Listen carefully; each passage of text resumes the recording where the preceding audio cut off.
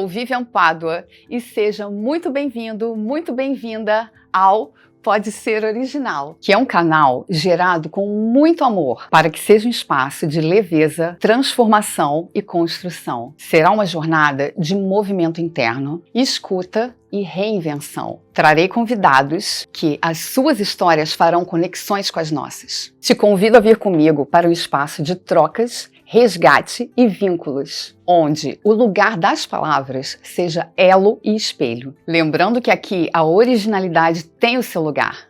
Pode ser? Eu tenho a honra de apresentar para vocês o meu primeiro convidado, que é o meu marido. Opa! É a pessoa que eu convivo todos os dias, principalmente tem intimidade. Somos casados. Vai fazer 30 anos. Vamos fazer 30 anos de casados. Que legal. E queremos falar sobre relacionamento. Muito bom estar aqui, muito bom mesmo, nesse podcast lindo, caneca linda, olha só essa caneca, olha só essa camisa. É uma honra para mim, um orgulho muito grande fazer parte desse primeiro podcast, Vivian. E eu quero que Deus abençoe muito esse projeto, vai dar super certo. Hoje é um bate-papo para a gente falar de relacionamento nosso, amoroso, né? Mas eu sei que vai ter muito pano para manga aqui, você vai falar de muitos tipos de relacionamentos, né? Que legal. E aí, o que você vai perguntar primeiro para mim? Essa trajetória tão bacana de 30 anos. O que a gente passa para essa galera que está assistindo a gente? Como é um bate-papo, é legal que a gente conte um pouquinho da nossa trajetória. Uhum. Porque casamento não é fácil. Verdade. É muito bom. Com você é mais fácil, mas tudo bem.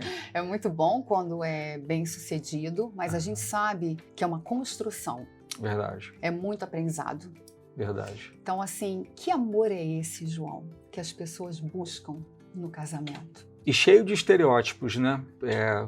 Carrega um peso muito grande quando fala a palavra casamento. Tanto que da nova geração, você sabe, a gente está com jovens o tempo todo, né? Tanto os jovens com os quais eu trabalho, como os jovens que você atende, como os jovens que frequentam a nossa casa, que são amigos dos nossos filhos, né? É raro você falar naquele que fala, pô, tô afinzão de casar. Até começa um ou outro a pensar, um ou outro a falar que quer construir uma família, que quer pensar em uma vida a dois, mas nem sempre fala em filhos, nem sempre faz planos de longo prazo. Por quê? Porque eu acho que o cenário mudou, né? E pra gente foi tudo muito mais complexo, porque nós nos conhecemos eu com 16, você com 15, aquele namorico, a sua mãe brinca pra caramba, porque a primeira vez que eu estive com ela, eu falei, olha, vou me casar com sua filha. Ela falou, esse cara é louco, né?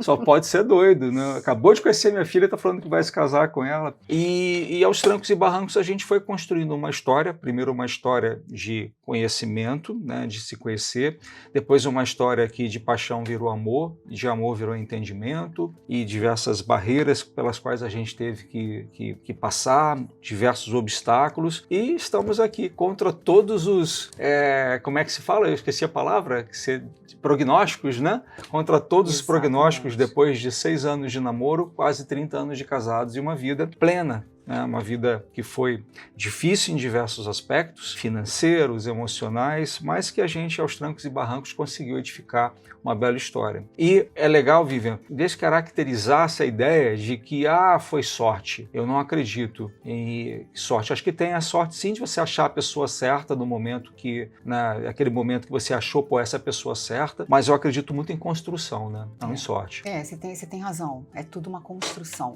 Nós começamos muito novos, tivemos filhos muito novos, né? Eu tinha 21, você 22, quando nós começamos a nossa carreira de pais, né? Mudamos, Veio o Rafão primeiro, né? Com 22, 21 você, e 4 anos depois a Nicole. Né? E construindo as coisas aos poucos. Quando a gente começou, a gente teve que morar na casa dos meus pais um período. Nós tínhamos um colchão, que era nosso, o restante tudo era emprestado, né? Que não é o jeito, definitivamente, o jeito certo de começar. A gente sabe disso, né? O que a gente educa os nossos filhos? Faz o pé de meia, se forma, tem uma boa reserva financeira para depois você pensar em casar. Só que nem sempre as coisas são retas assim, nem sempre as coisas dão super certo como a gente programa, né? O que deu super certo foi a nossa relação, a família que a gente construiu. Mesmo que tenha começado um alvoroço, mesmo que tenha começado uma confusão, né? Que tenha tido... Nada para dar certo. Nada para dar certo, exatamente. Era qualquer um que você ouvisse a história, vai durar pouco.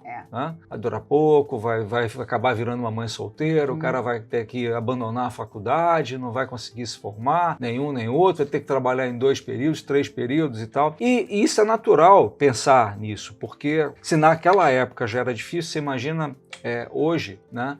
Pensar num jovem de 22 anos, numa jovem de 21 anos.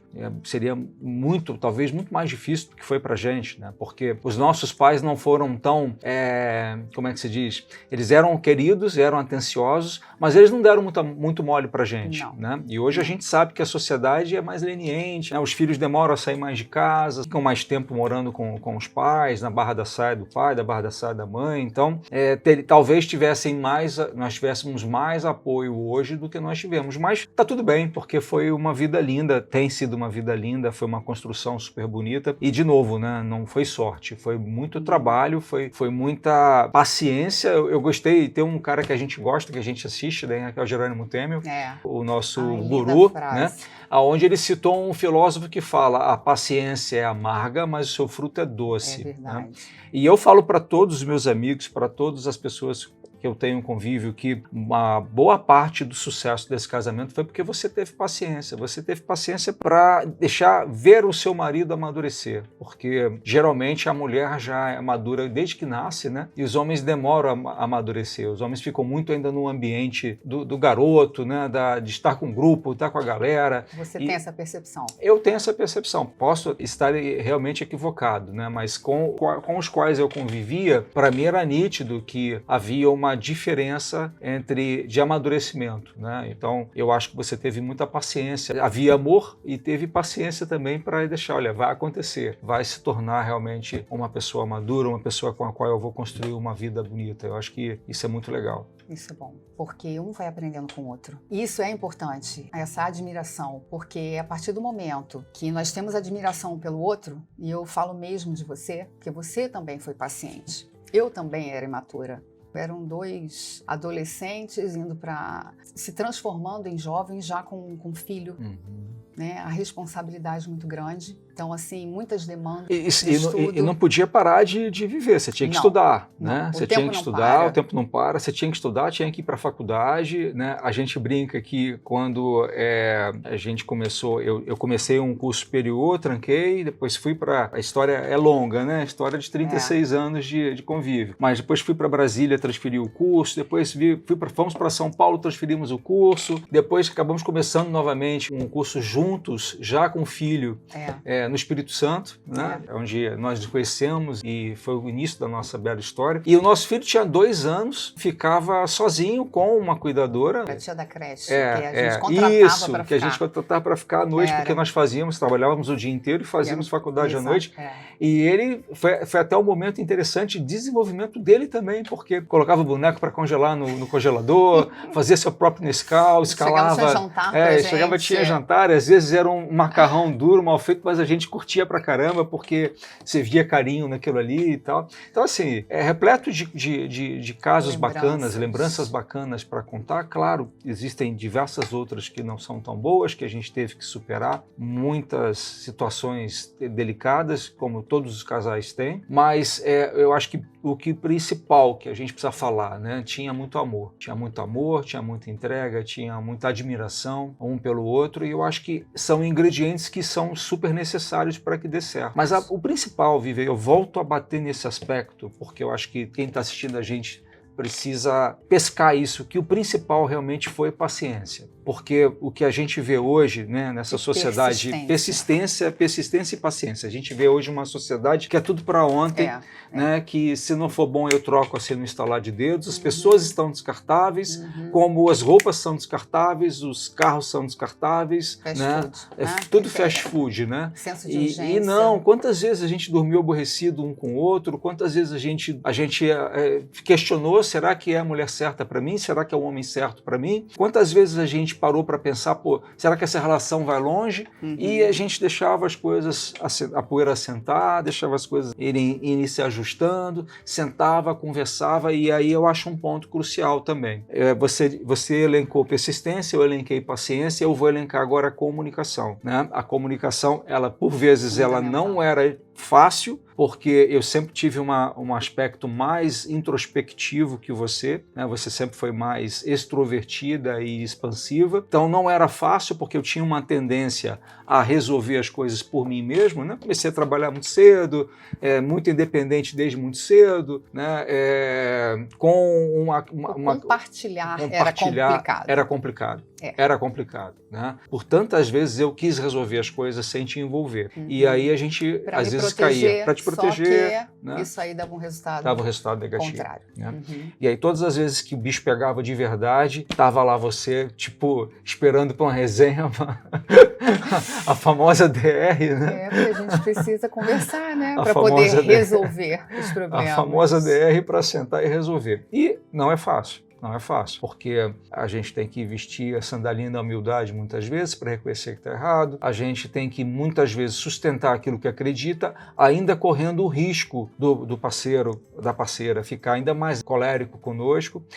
Por diversas vezes eu falei, não, eu acredito que isso aqui eu fiz o que eu acreditava e tal. E você fala, mas como é que pode você acreditar que isso é certo e tal? E vice-versa, né? Porque são histórias de vida diferentes, famílias que tinham uma organização diferente da nossa, né? Então, ajustar, chegar no meio termo é sempre muito complicado, né? Mas está aí, estamos gravando esse podcast porque a história é bonita, né? Tem muita coisa para construída. É isso, não para nunca. O nosso processo até a gente deixar a terra. É né? isso. Até a gente deixar esse mundo. Não para nunca, não para nunca. Então, a gente elencou persistência, a gente elencou paciência, a gente elencou comunicação, né? E eu acho que também a gente pode pensar projetos a dois, sonhar a dois, né? Pensar as coisas. É muito engraçado que, você sabe minha paixão por tênis, né? Eu gosto de alguns esportes, tênis é um deles, e eu uma vez brinquei com você que estava jogando tênis numa sexta-feira,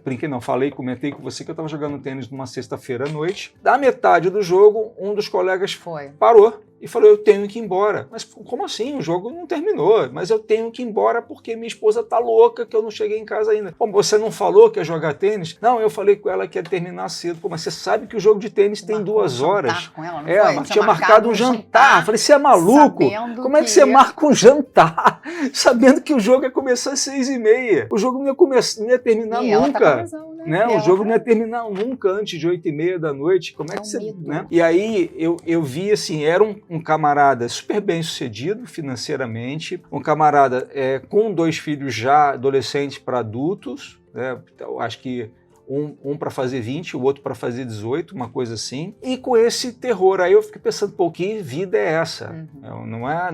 Não tá legal, tem alguma coisa aí que tá disfuncional. É horrível. É a comunicação, é a verdade, é o que tá pegando, né? Ou é falar, cara, o único dia que eu consegui para jogar tênis foi sexta-feira à noite, e o jogo de tênis ele é longo, então não dá pra gente jantar na sexta, vamos jogar para sábado? Qual o problema nisso, né? Ter esse bate-papo. O que ele esperava? Que fosse me ganhar de 2 sets de 6-0, que fosse durar 1 hora o jogo. Então, são pequenas coisas, né? De convivência e intimidade. Isso é muito importante. E qual seria a diferença, assim?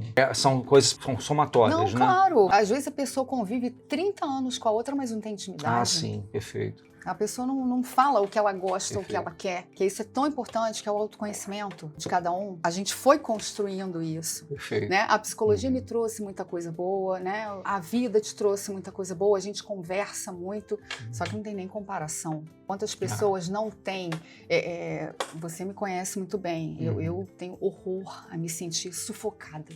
Eu tenho horror de não me sentir livre para poder fazer as coisas.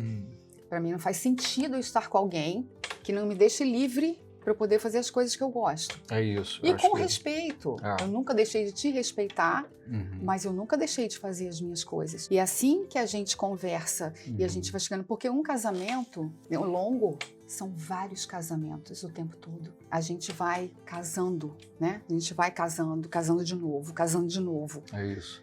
Porque a gente precisa regar, a gente precisa entrar num consenso.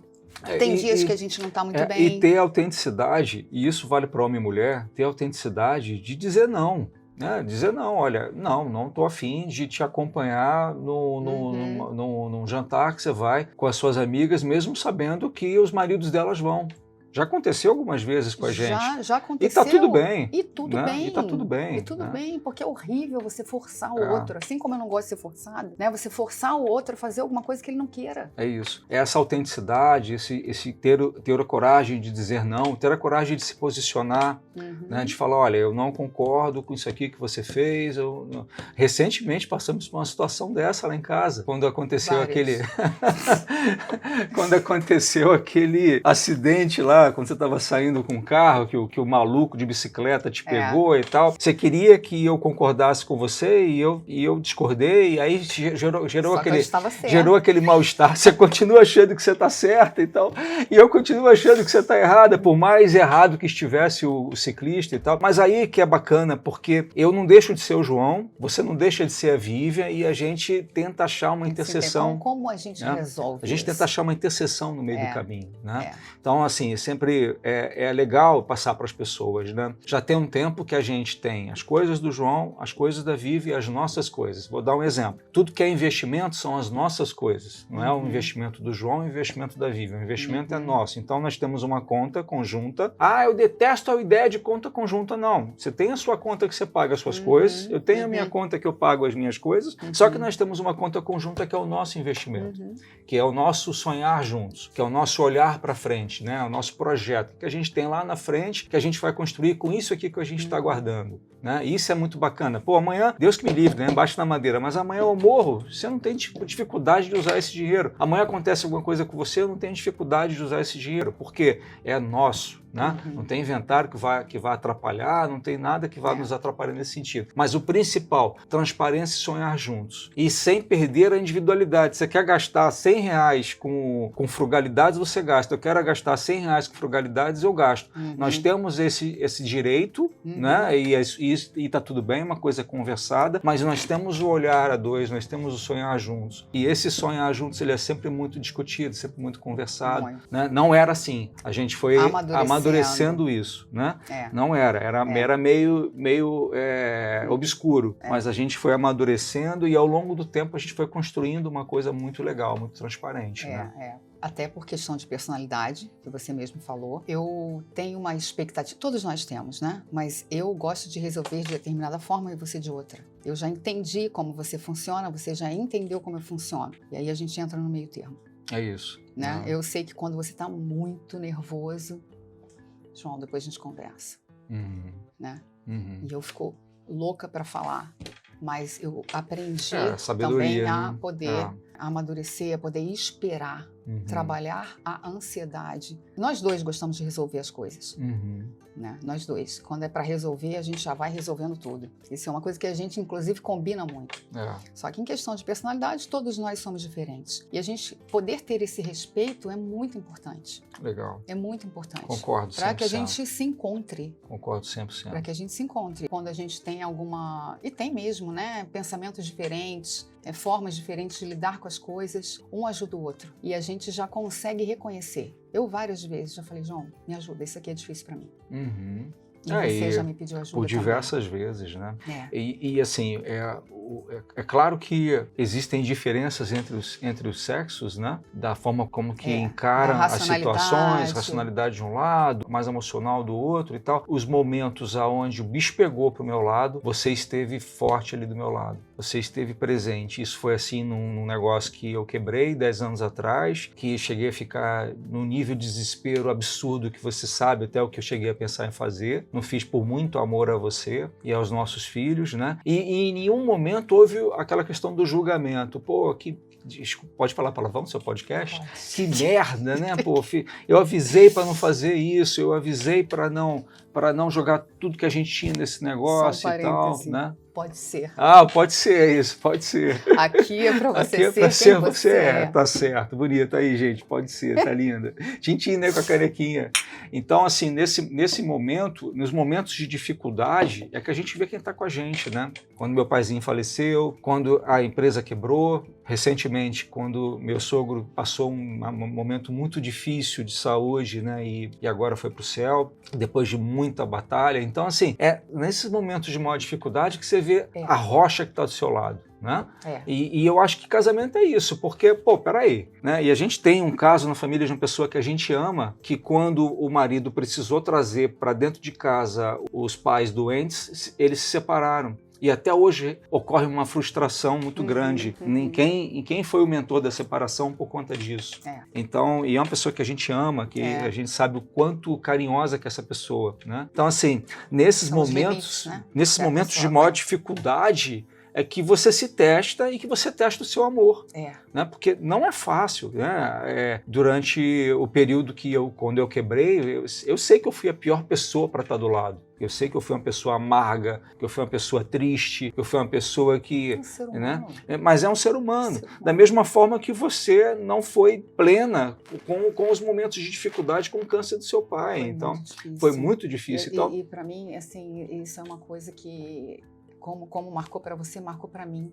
Eu não tenho o que falar da nossa parceria. É isso. É uma parceria de almas. É isso. Assim, até quando você foi fazer o reconhecimento do corpo do meu pai. Então, assim, tem coisas que... Quem poderia fazer isso por mim? Sabe? Então, quantas vezes eu não pude, que eu estava em pós-graduação e você foi passar o fim de semana com eles? Então, são coisas que não tem preço.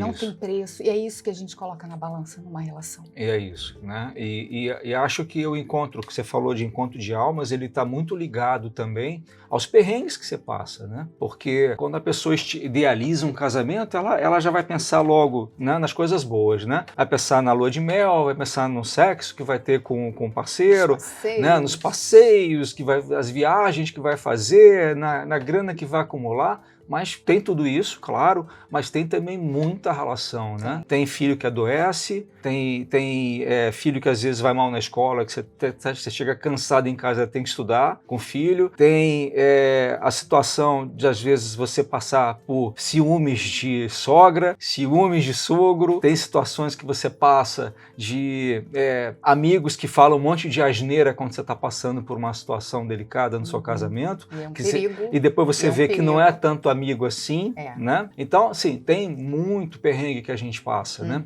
De todas as naturezas, de toda sorte, e eu acho que o principal não, peraí, essa pessoa que eu escolhi para viver uma história, ela é muito especial. Então é um momento difícil que eu estou passando, é um momento difícil que ela está passando, mas vai dar tudo certo. Vamos insistir, vamos recuar um pouquinho, vamos respirar, vamos contar até 100, até 1000 se precisar, mas é assim que as coisas funcionam, né? De novo, paciência, ela é amarga, mas o seu fruto é doce, né? E tem uma questão também que é muito interessante. O amor é muito importante e a confiança é a base de tudo. E a confiança, ela pode ser renovada. Isso que é bom.